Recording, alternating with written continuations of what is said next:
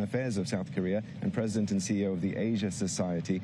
Great to be able to speak to you today, the day that South Korea finds itself with a new president. I just want to get your thoughts on what you think is the most important thing we should understand about the fact that President Lee Jae-myung has won the presidency. Well, huge relief for those of us watching this closely from afar, in my case from New York.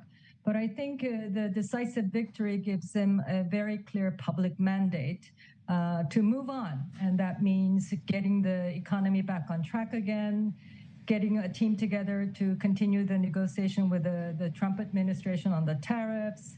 And so he has his work cut out. But in my view, if anybody's up to the job, he is. He is a pragmatist. He is a very experienced, with a track record of getting things done as a mayor and a provincial governor.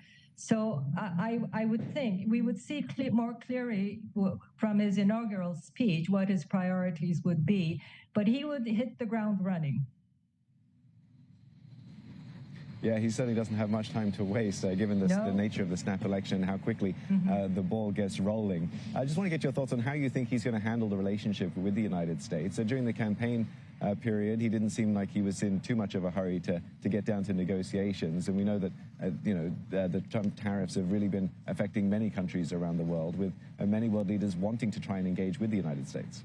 Yes, well, as Korea was in this political limbo. I mean, he was in no position, I think, thoughtfully so, to say anything directly about dealing with the president. But now he has to. I think in the first instance, he would have to have a phone call with President Trump. He would have to put together a team to continue the tariff negotiations with the U.S. side.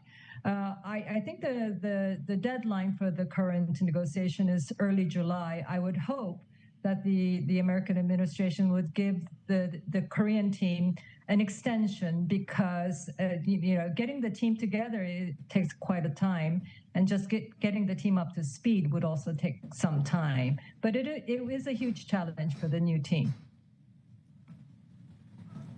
You were foreign minister during the first Trump administration. Just wonder if you have any thoughts or any advice on how you think South Korea should be going into these discussions with the United States. Well, I think, and President Lee has continued to emphasize this throughout the campaign, our commitment to the strong U.S.-ROK security alliance is the fundamental basis. And on that basis, we know President Trump's engagement to contribute to North Korea's denuclearization and peace on the Korean Peninsula. And on that fundamental goal, President Lee would very much share President Trump's desire. So there's much room for the two of them to have a constructive conversation about the issues of peace and security. I think the challenge on the economic side, on the tariff, is a difficult one, and not just for South Korea, but for other countries who are having to deal with these hugely increased tariffs from the U.S. side.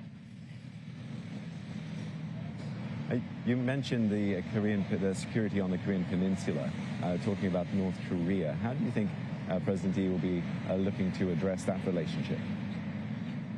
Well, he would continue the line that was the line of the Moon Jae-in administration, which I served. The Yoon administration had taken a complete turn against it, but I think President Lee will send a measured message of wanting to engage and restart dialogue with North Korea.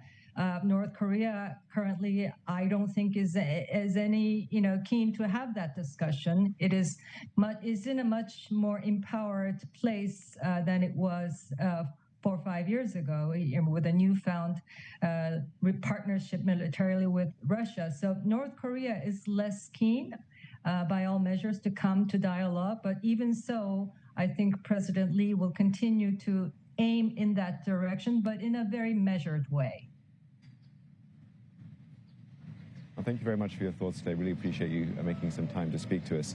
That was Kyung-wha Kang, former Minister of Foreign Affairs of South Korea and President and CEO of the Asia Society.